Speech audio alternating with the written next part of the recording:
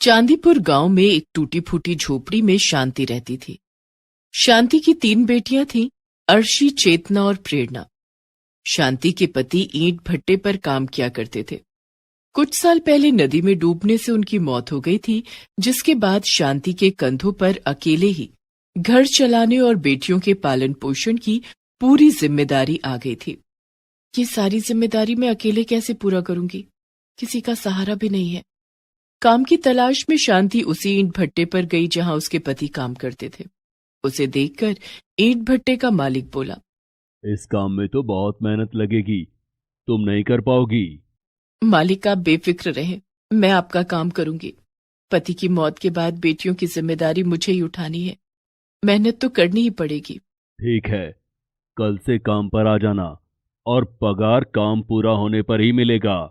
ठीक है मालिक। काम बहुत मेहनत का था। कड़ी धूप में ईंट ढोने से शांति के हाथ पैर खराब होने लगे थे और शांति कमजोर होने लगी थी। शांति की बड़ी बेटी अर्शी 12 साल की थी। उसकी दोनों छोटी बेटियां चेतना और प्रेरणा 10 साल और 8 साल की थी। पिता की मौत के बाद तीनों बहनों की पढ़ाई छूट गई थी। बेटा, मैं चाहती हूँ कि तुम तीनों बहनें पढ़ लिख कर अफसर बनो। मैं भी पढ़ना चाहती हूँ माँ, लेकिन हम स्कूल की फीस कैसे भरेंगे? हमारे पास तो खाने के लिए भी पैसे नहीं है। भगवान पर भरोसा रखो बेटा, सब कुछ जल्दी ही ठीक हो जाएगा। ईंट भट्टे का मालिक शांति पर बुरी नजर रखता था। मालिक, काम खत्म हो गया है, अब मैं जाऊं?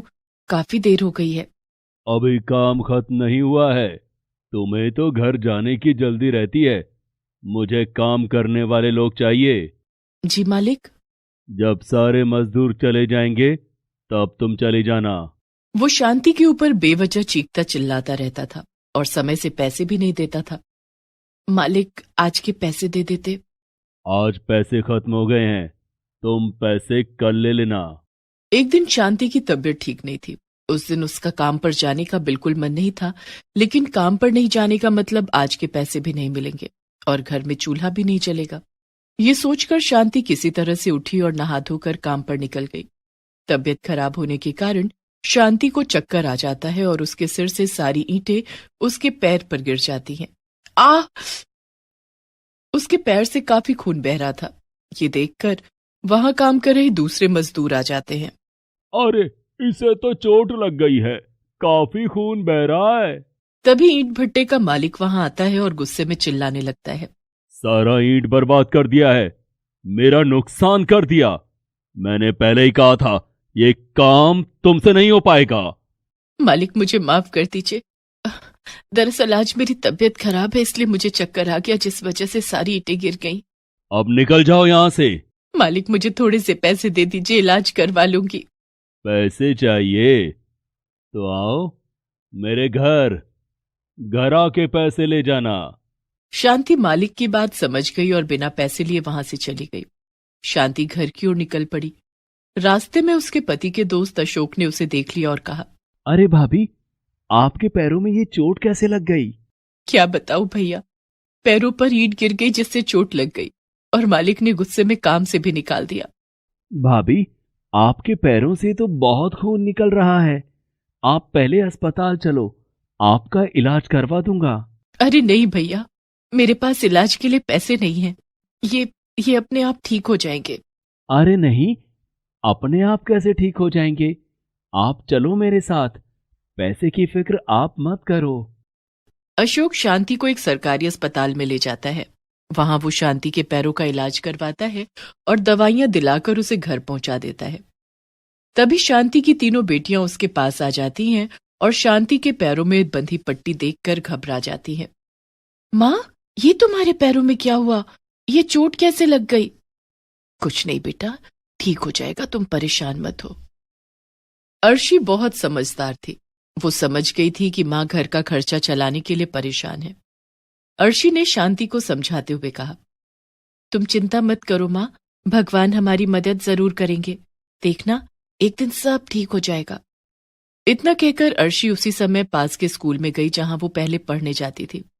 वहां उसने स्कूल की प्रिंसिपल से मिलकर खुद के लिए काम मांगा। तुम क्या काम कर सकती हो? तुम तो अभी बहुत छोटी हो। मैडम, मैं यहाँ साफ सफाई का काम कर दूंगी, आप मुझे काम पर रख लीजिए। और अर्शी प्रिंसिपल से मिन्नतें करने लगी। प्रिंसिपल ने उसे स्कूल में साफ सफाई के काम के लिए रख लिया। अब अर्शी रोज उस स्कूल में जाती और वहां साफ सफाई का काम करती थी।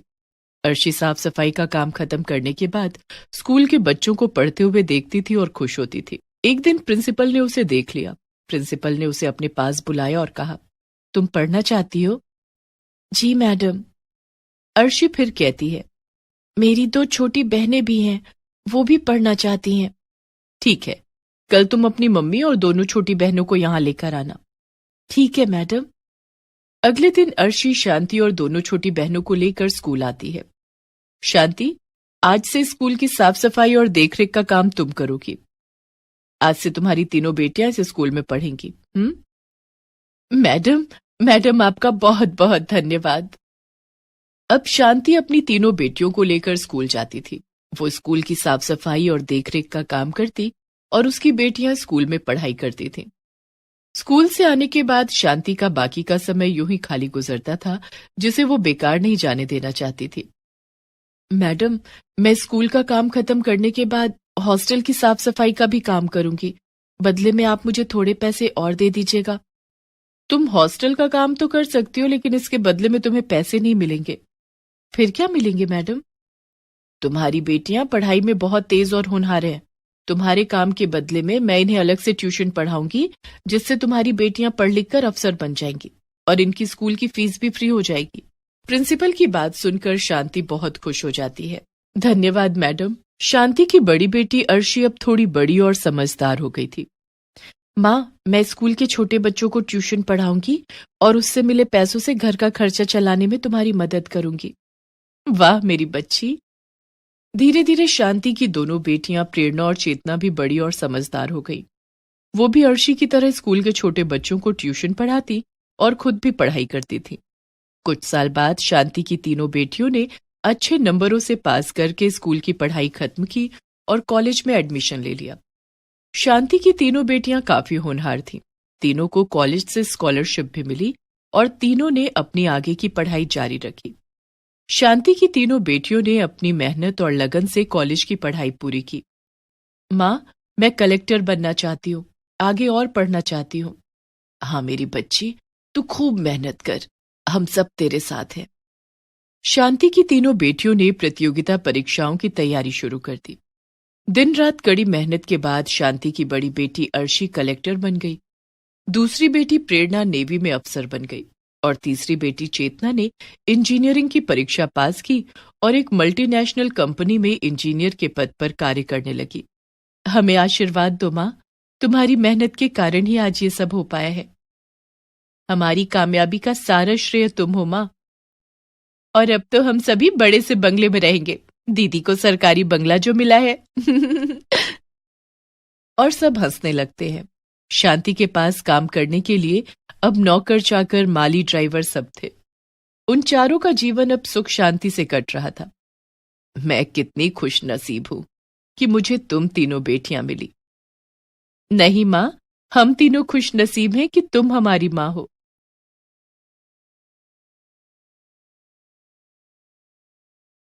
मालती ने एक हादसे में अपने पति को कई साल पहले खो दिया था।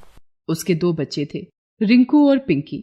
मालती पढ़ी लिखी नहीं थी। वो एक टूटी फूटी झोपड़ी में अपने दोनों बच्चों के साथ रहती थी। घर चलाने के लिए वो लोगों के घरों में बर्तन साफ किया करती थी। किसी तरह वो अपने दोनों बच्चों का पेट पाल रही थी। फिर एक दिन, रिंकू जल्दी कर बेटा, स्कूल का टाइम हो रहा है, फिर मुझे काम पर भी जाना है। माँ, आज मेरा स्कूल जाने का मन नहीं है। नहीं बेटा, ऐसा मत बोल। पढ़ लिख कर बड़ा आदमी बनना है ना, तो स्कूल जाना पड़ेगा ना। चल बेटा, अब देर मत कर। रिंकू पास के ही सरकारी स्कूल में पढ़ता था। मालती रोज सुबह पहले रिंकू को स्कूल छोड़ती, फिर पिंकी को अपने साथ लेकर काम पर जाती थी। पिंकी 3 साल की थी। वो एकदम चुलबुली और शरारती थी। मालती उसे अपने पास बिठाकर लोगों के घर काम करती रहती थी। एक दिन खेलते हुए वो बाहर हॉल में आ गई, जहां घर के बच्चे टीवी देख रहे थे। पिंकी भी टीवी में चल रहे कार्टून देखने लगती है। तभी घर के मालिक का बेटा बबलू उसे देखकर बोला, ए पिंकी, चल जा यहाँ से, ये हमारा टीवी है। बबलू की उम्र करीब 7 साल की थी। उसके मना करने पर भी पिंकी वहां से नहीं जाती। उसे कार्टून देखना अच्छा लग रहा था। इस पर बबलू को गुस्सा आ गया। उसने पिंकी को चिढ़ाने के लिए फ्रिज से एक चॉकलेट निकाली और उसे पिंकी को दिखा दिखाकर खाने लगा और बोला, अरे वाह, कितनी टेस्टी चॉकलेट है यार, मजा आ गया। ए पिंकी, तू खाएगी क्या? हाँ भैया, दो ना। बबलू पिंकी की तरफ चॉकलेट बढ़ाता है, लेकिन जैसे ही पिंकी अपना हाथ बढ़ाती है वो चॉकलेट पीछे खींच लेता है और जोर से हंसते हुए कहता है, मुंह देखा है तूने अपना, पता भी है कितनी महंगी है ये, चल निकल यहाँ से। पीछे खड़ी मालती ये सब देख रही थी। उसे बबलू पर बहुत गुस्सा आता है, लेकिन वो उसे कुछ नहीं कहती और पिंकी को अपने पास बुला लेती है। पिंकी रोते हुए मालती के गले लग जाती है। मालती उसे चुप कराती है और पिंकी को अपने पास बिठाकर वापस काम में लग जाती है। इतने में घर की मालकिन उसके पास आती है और उससे कहती है, मालती, इस पन्नी में खाना है, कल रात बच गया था, तू ले जा, अपने बच्चों को खिला देना। मालती चुपचाप वो खाना ले लेती है। गरीबी ने उसे मजबूर कर दिया था। वो अपने बच्चों की परवरिश बहुत अच्छे से करना चाहती थी, लेकिन उसके लिए ये बहुत मुश्किल था। वो हर वक्त चिंता में डूबी रहती थी, जिससे उसकी तबीयत भी खराब रहने लगी। ज्यादातर बीमार रहने की वजह से कई लोगों ने उससे काम कराना बंद कर दिया। अब तो हालात और खराब हो गए। नौबत ये हो गई कि उसे बचे खुचे खाने से ही अपने दोनों बच्चों का पेट भरना पड़ रहा था। वो खुद कुछ भी नहीं खाती थी, जो कुछ मिलता उसे बच्चों को ही खिला देती थी। इस वजह से मालती की हालत दिन ब दिन और खराब होती गई और एक दिन वो चक्कर खाकर गिर पड़ी और फिर कभी नहीं उठी। पिंकी और रिंकू अब अनाथ हो गए थे। उनका ख्याल रखने वाला अब कोई नहीं था। रिंकू बड़ा था, उसने खुद को संभाल लिया था, लेकिन पिंकी इस सब के लिए बहुत छोटी थी अभी। भैया, माँ कहाँ है? बताओ ना भैया, मुझे बहुत भूख लगी है। पिंकी, माँ हमसे बहुत दूर चली गई है, लेकिन तू रो मत, खाना मैं लाऊंगा। रिंकू अपनी बहन पिंकी का हाथ पकड़कर निकल पड़ता है खाने की तलाश में, पर उसके पास ना तो पैसे थे और ना ही पैसे कमाना वो जानता था। दोनों बच्चे भूख से बेहाल होटलों के बाहर यहाँ वहां घूमने लगते हैं। तभी उनकी नजर एक बूढ़े आदमी पर पड़ती है जो होटल के बाहर बैठकर कुछ खा रहा था। रिंकू उन बूढ़े बाबा के पास जाकर कहता है, बाबा, बहुत भूख लगी है, कुछ खाने को दे दो ना। पिंकी भी ललचाई आंखों से बूढ़े बाबा के खाने को देख रही थी। इससे पहले ही बूढ़ा आदमी कोई जवाब देता, पिंकी उसके हाथ से खाना छीनकर खाने लगती है। ये देखकर बूढ़े बाबा रिंकू से कहते हैं, बेटा, कौन हो तुम लोग? कहाँ से आए हो? तुम्हारे घर वाले कहाँ हैं? रिंकू बूढ़े बाबा को अपने बारे में सब कुछ बताता है। बूढ़े बाबा दोनों बच्चों की मदद करना चाहते थे, लेकिन सच तो ये था कि वो खुद होटल का फेंका हुआ खाना खा रहे थे, जिसे पिंकी ने उनके हाथों से छीन लिया था। फिर भी बूढ़े बाबा ने दिल मजबूत किया और रिंकू और पिंकी को अपने साथ रख लिया और रिंकू से बोले, चलो बच्चों, इस दुनिया में ना तुम्हारा कोई है और ना ही मेरा। आज से हम साथ रहेंगे। बूढ़े बाबा के पास अपना कोई घर नहीं था। वो तो फुटपाथ पर रहते थे और लोगों से भीख मांगकर तो कभी लोगों द्वारा फेंका हुआ खाना खाकर अपना पेट भरते थे। रिंकू और पिंकी उन्हें अपने साथ अपनी झोपड़ी में लेकर जाते हैं और फिर तीनों वहीं एक साथ रहने लगते हैं। बूढ़े बाबा बुजुर्ग भी थे और कमजोर भी, लेकिन फिर भी उन्होंने दोनों बच्चों का बहुत अच्छे से ख्याल रखा। वो दिन भर भीख मांगते, होटलों के बाहर से खाना उठाते और फिर उस खाने को बच्चों के साथ बांटकर खाते थे। इस तरह कुछ दिन तो खाने का जुगाड़ हो गया, लेकिन फिर बूढ़े बाबा की तबीयत बहुत खराब रहने लगी।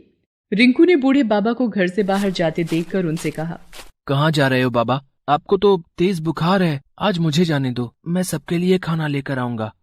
नहीं बेटा, नहीं, अब मैं ठीक हूँ।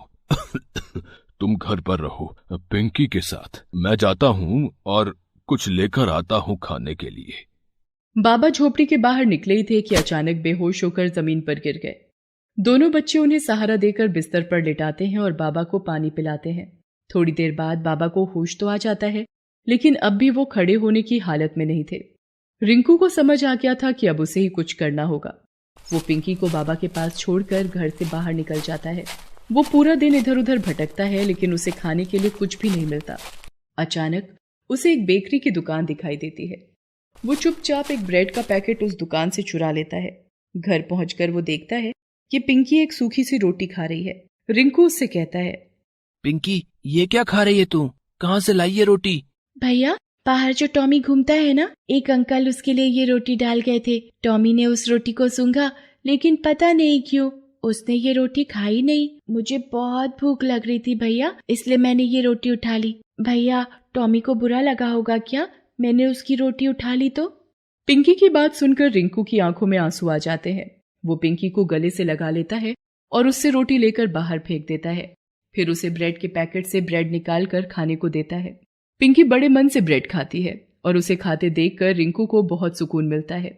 रिंकू बची हुई ब्रेड बूढ़े बाबा को खिला देता है और खुद भूखा ही रहता है। ऐसे ही एक दिन खाने की तलाश में भटकते रिंकू और पिंकी एक पार्क में पहुंचे।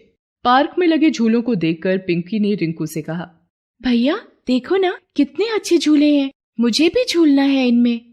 चल पिंकी, मैं तुझे झुलाता हूँ। रिंकू पिंकी को लेकर पार्क के अंदर जाने की कोशिश करता है, लेकिन वहां का गार्ड उन्हें अंदर नहीं जाने देता। फिर दोनों पीछे की दीवार फांदकर पार्क के अंदर चले जाते हैं। कुछ देर झूला झूलने के बाद दोनों देखते हैं कि पार्क के कोने में मोहल्ले के बच्चे आवारा जानवरों के लिए अपने अपने घरों से रोटी लाकर रख रहे थे।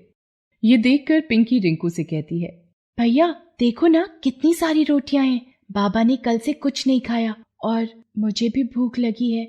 चलो ना ये रोटियां लेकर चलते हैं घर, किसी को खानी होती तो यहाँ छोड़कर थोड़ी ही जाता। रिंकू जानता था कि वो रोटियां जानवरों के लिए थी, लेकिन पिंकी को मना करने की भी उसकी हिम्मत नहीं हुई। मजबूर होकर उसने पिंकी के साथ वो सारी रोटियां उठाई और उन्हें घर ले गया। तीनों ने वही रोटियां खाकर अपनी भूख शांत की। अब रिंकू और पिंकी दोनों छिपकर उस पार्क में जाने लगे और जैसे ही वहां खूब सारी रोटियां इकट्ठा हो जाती, दोनों उन्हें उठाकर घर ले आते। कई दिनों तक ऐसे ही चलता रहा, लेकिन एक दिन एक बच्चे ने उन्हें ऐसा करते देख लिया। उन्हें देखते ही बच्चे ने शोर मचाना शुरू कर दिया। वो देखो, उन दोनों को, हमारी रोटियों को उठा रहे हैं, कितने बुरे हैं ये, बेचारे कुत्तों का खाना ले रहे हैं, इन्हें तो मजा चखाना ही पड़ेगा। वो बच्चा अपने सारे दोस्तों के साथ मिलकर रिंकू और पिंकी का पीछा करते हैं। वो देखते हैं कि रिंकू और पिंकी उन रोटियों को न सिर्फ खुद खा रहे थे, बल्कि बीमार पड़े बूढ़े बाबा को भी खिला रहे थे। ये सब देखकर सभी बच्चों का दिल पिघल जाता है। सारे बच्चे अच्छे घरों से थे। उन्होंने रिंकू और पिंकी के बारे में अपने माता पिता को बताया। सभी ने रिंकू और पिंकी की मदद करने का फैसला किया। बच्चे अपने माता पिता के साथ रिंकू और पिंकी की झोपड़ी के पास पहुंचे। इतने सारे लोगों को देखकर रिंकू ने डरते हुए उनसे पूछा, आप लोग यहाँ क्यों आए हैं? हमें माफ कर दीजिए, आगे से हम नहीं उठाएंगे वहाँ से रोटियाँ। तभी एक महिला आगे बढ़ती है और रिंकू के सिर पर हाथ रखते हुए कहती है, डरो मत बेटा, अपने बारे में सब कुछ बताओ हमें, हम तुम्हारी मदद करना चाहते हैं। और ये बूढ़े बाबा कौन है तुम्हारे साथ? फिर रिंकू ने सब कुछ बताता है, अपने और पिंकी के बारे में भी और बूढ़े बाबा के बारे में भी। सब कुछ जानकर वहां मौजूद हर किसी की आंखें नम हो जाती हैं। सभी लोग मिलकर बूढ़े बाबा का इलाज करवाते हैं, साथ ही तीनों के खाने की जिम्मेदारी भी लेते हैं। हर रोज कोई ना कोई अपने घर से तीनों के लिए खाना लेकर आता। अब रिंकू और पिंकी को ना तो चोरी करने की जरूरत थी और ना ही कहीं से खाना उठाकर खाने की। दूसरी तरफ अच्छा इलाज मिलने से बूढ़े बाबा भी पहले से बहुत अच्छे हो गए थे। लोगों ने उन्हें अपनी सोसाइटी में चौकीदार की नौकरी पर रख लिया, जिससे अब वो कमाने भी लगे थे। रिंकू और पिंकी को उन्होंने जल्दी ही स्कूल भेजना भी शुरू कर दिया। ऐसा नहीं था कि रिंकू और पिंकी को अब अपनी माँ की याद नहीं आती थी, लेकिन वो इस बात से खुश जरूर थे कि अब वो अनाथ नहीं थे। बूढ़े बाबा जो उनके साथ थे। Please subscribe this channel.